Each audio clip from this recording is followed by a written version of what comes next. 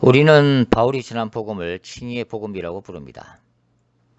바울이 전한 복음의 내용은 갈라디아서와 로마서에 두드러지게 나타나고 있습니다. 특히 로마서는 칭의의 복음에 대해 구체적으로 그리고 대단히 논리적인 어조로 바울이 전개하고 있습니다. 로마서에 나타난 칭의의 복음을 우리가 구체적으로 다루기 전에 칭의와 성화에 대한 일반적인 개념부터 살펴보는 것이 좋을 것입니다. 요즘에도 학자들 간의 칭의와 성화 논쟁이 계속되고 있는 것으로 알고 있습니다. 그런데 이러한 논쟁을 계속해야 하는가에 대해서는 때때로 회의적이라는 생각이 듭니다. 물론 이러한 논쟁 자체가 구원론에 대해 더욱더 관심을 갖게 하고 진지한 토론과 깊이 있는 신학적 연구를 통해 신학자들과 신자들로 하여금 복음의 진리가 과연 무엇인가, 성경이 과연 무엇을 말하고 있는가에 대해서 깊이 생각할 수 있는 계기를 제공한다는 데 있어서는 긍정적이기도 하지만 너무 상대방을 날카롭게 비판하고 비판을 위한 이런 논쟁은 일종의 소모전 같은 것이 아닌가 하는 생각이 들기 때문입니다.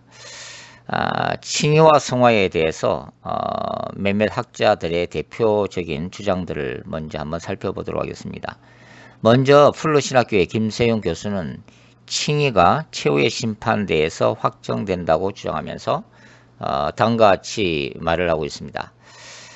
복음 선포는 하나님 나라가 사단의 나라를 물리치는 도식을 갖고 있다. 복음이 기쁜 소식인 이유는 하나님께서 메시아 예수 그리스도에게 통치권을 위임해 사탄의 권세를 꺾었다는 데 있다. 죄와 죽음 아래에 있는 세상을 하나님 나라로 구속했다. 인간을 비롯한 모든 피조 세계가 하나님의 의와 화평과 생명 아래 있게 했다. 바울은 칭의를 예수 그리스도가 사탄의 세력에 최후 승리한 것으로 표현한다. 예수가 재림할 때 우리는 행위에 따라 심판을 받는다. 의를 행한 자는 구원을 얻고 악을 행한 자는 심판을 받는다. 십자가에서 우리 죄를 대속한 예수 그리스도는 심판대 옆에서 우리를 중보한다. 칭의가 완성되는 순간이다. 칭의로는 이러한 묵시적 세계관을 가지고 접근해야 한다. 메시아가 하나님 우편에 앉아 높임을 받고 모든 사탄의 세력을 멸망시키는 맥락 속에서 이해해야 한다. 칭의는 예수 그리스도에 대한 신앙을 처음 고백할 때 다 이루어지고 예수 그리스도 재림 때 최후 심판에서 자동으로 어렵다고 확인되는 게 아니다. 앞서 언급한 것처럼 칭의는 죄를 용서받고 하나님과 올바른 관계를 갖는 의인이 되는 것이다. 하나님과 올바른 관계 속에 들어가 통치에 따르는 자가 되는 것이다. 이는 최후 심판까지 계속 하나님과 올바른 관계 속에 서 있어야 한다는 사실을 포함한다. 이것이 칭의의 현재 단계로 전통 기독교가 성화라고 이름을 잘못 붙인 것이다. 그러니까 결론적으로 김세윤 교수는 다음과 같이 결론을 내리고 있습니다. 옛날에 믿음 생활을 아무리 잘했다 한들 지금은 하나님께 등 돌리고 성령에 민감하지 않으면 구원에서 탈락할 수 있다. 사람들이 김세용 교수가 이상한 말 한다고 비판하는데 내가 하는 말이 아니다. 바울이 한 말이다. 불의를 행하는 자는 하나님 나라 유업을 못 받는다고 바울은 엄중히 경고한다.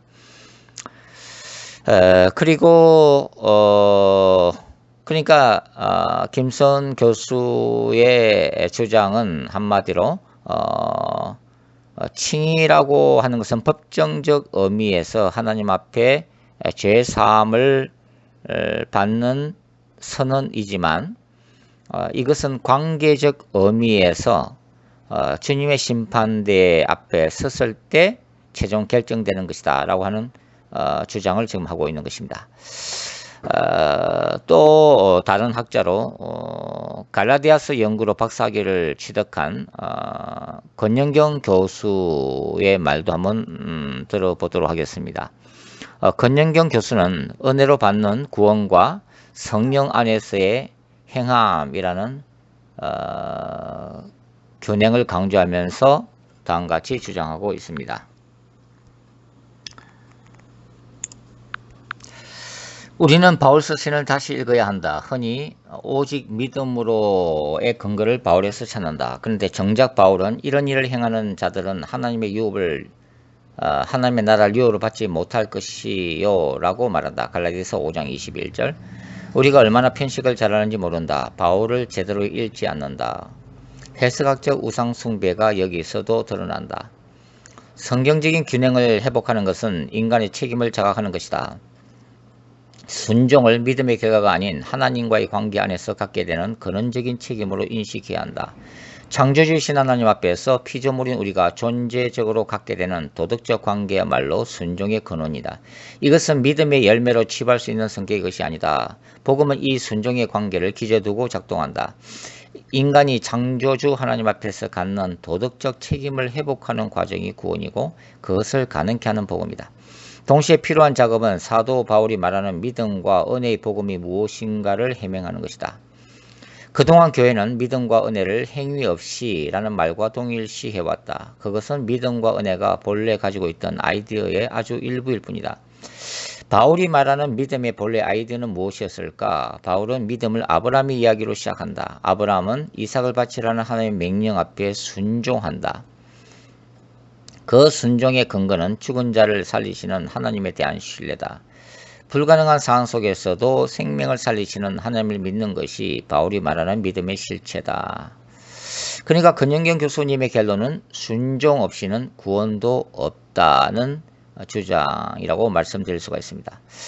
그 다음에 최갑종 교수의 경우도 칭의 구원 성화는 이미와 아직이라는 종말론적 구조 안에서 이해한다고 논하면서 이렇게 결론을 내립니다. 따라서 우리가 어떻게 구원을 받을 수 있느냐는 물음과 관련해서는 오직 예수님을 믿음으로 하나님의 은혜로 구원받는다는 성경 말씀을 따라 전적으로 예수님을 신뢰하면서 모든 영광을 하나님께 돌려야 한다. 하지만 우리가 어떻게 살아야 하느냐는 물음과 관련해서는 우리가 성령을 따라 거룩한 삶을 살지 않을 경우 최후의 심판에서 탈락될 수도 있다는 성경 말씀을 기억하면서 날마다 거룩한 삶을 살도록 최선을 다해야 한다. 즉 우리는 성경의 양면적인 교훈을 있는 그대로 받아들여야 한다. 지금까지 말씀드린 학자들은 구원이 상실될 수도 있다는 가능성을 피력을 하고 있다고 하는 것입니다. 그런데 이러한 구원이 상실될 수 있다라고 하는 신학적 문제에 대해 전통적인 개혁주의 신학자들의 반론도 만만치 않습니다. 일부 학자들은 이러한 주장이 종교개혁자들의 이신칭의 교리와 개혁주의 신앙 고백에 대한 하나의 도전으로 간주하고 다음 같은 웨스트민스터 신앙 고백의 칭의 중 한 구절을 인용을 합니다. 웨스트민스터 신앙 고백 문 중에 한 구절은 이렇게 되어 있죠. 하나님께서는 어렵다함을 받는 사람들의 죄를 계속 용서해 주신다. 그리고 그들은 비록 칭의의 상태에서 결코 떨어질 수 없을지라도 그들은 비록 칭의의 상태에서 결코 떨어질 수 없을지라도 그들의 죄들로 말미암아 하나님의 부성적인 분노 아래에 떨어질 수 있으며 그들이 자신을 낮추고 그들의 죄들을 고백하고 용서를 구하고 그들의 믿음과 회개를 새롭게 하기까지는 그들을 향한 하나님의 얼굴의 빛을 누릴 수가 없다. 즉 웨스트민스터 신앙 고백문은 신자가 죄를 지을 때 하나님의 일시적인 분노 아래 떨어질 수는 있어도 한 번 구원받은 신자들은 어떠한 경우에도 칭의, 즉 하나님으로부터 어렵다함을 받은 상태를 상실할 수 없다는 것을 명백히 합니다. 즉 한 번 구원은 영원 구원이라는 주장입니다. 그리고 박연돈 교수는 칭의와 성화가 분리될 수 없음을 강조하면서도 구원의 상실을 부인합니다. 그는 다음과 같이 주장합니다. 칼뱅은 기독교 강요 상근에서 그리스도와의 연합을 근거로 하여 구원론을 전개했다. 그리스도와 연합을 통해 신자에게 주어지는 혜택은 두 가지, 칭의와 성화다. 칭의와 성화는 결코 분리될 수 없는 단일한 은혜의 두 양면이다. 만일 칭의가 참된 것이라면 이런 필연적으로 지체 없이 성화가 수반된다. 그리스도는 거룩하게 하지 않고서는 누구도 어렵다 하지 않는다고 했다. 칭의와 성화는 그리스도 인격 안에서 영원히 분리될 수 없는 연합으로 엮어져 있기 때문이다. 따라서 성화 없는 칭의나 칭의 없는 성화만 체험한다는 것은 불가능하다. 칼뱅에 따르면 그리스도 연합의 바탕 위에서 믿음과 회개, 칭의와 성화는 긴밀하게 연합돼 기독교인의 삶에 병행된다. 성화 없이 칭의의 근거에서만 구원받지 못하듯 행함, 즉 순종과 회개의 열매 없이 믿음으로만 구원받지도 못한다. 행함은 칭의의 조건이 될 수는 없지만 필연적으로 나타나야 할 칭의의 열매다.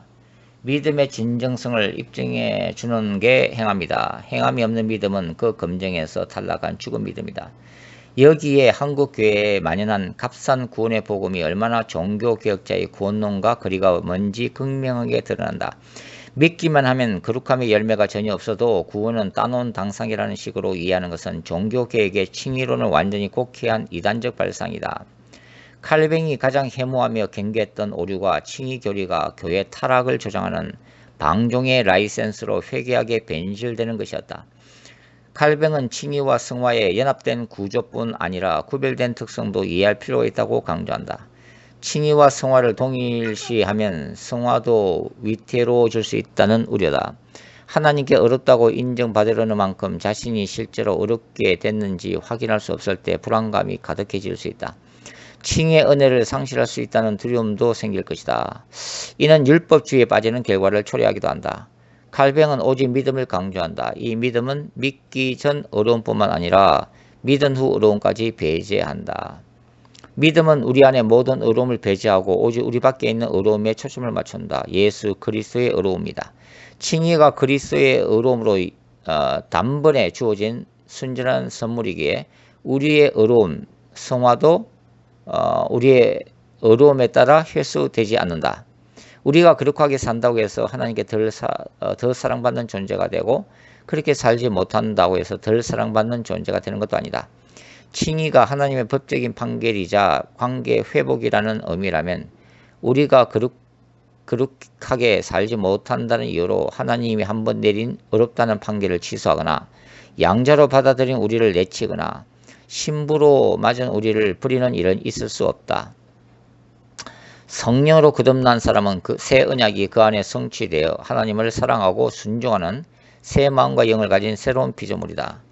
그리스도 안에서 어렵게 된 이는 동시에 성령으로 거듭난 새 사람이 된다. 이런 관점에서 칭의를 이해할 때 칭의의 취소나 구원의 탈락을 말하는 것은 성경적이지 않을 뿐만 아니라 신학적인 모순에 빠지는 것이다. 따라서 박연돈 교수는 최종으로 구원에서 탈락한 자는 처음부터 참된 믿음과 칭의가 주어지지 않는 자라고 설명합니다. 즉 박영돈 교수의 견해는 전통적인 칼빈주의 주장의 대표적인 주장이라고 할 수가 있는데요. 나중에 구원에서 탈락됐다.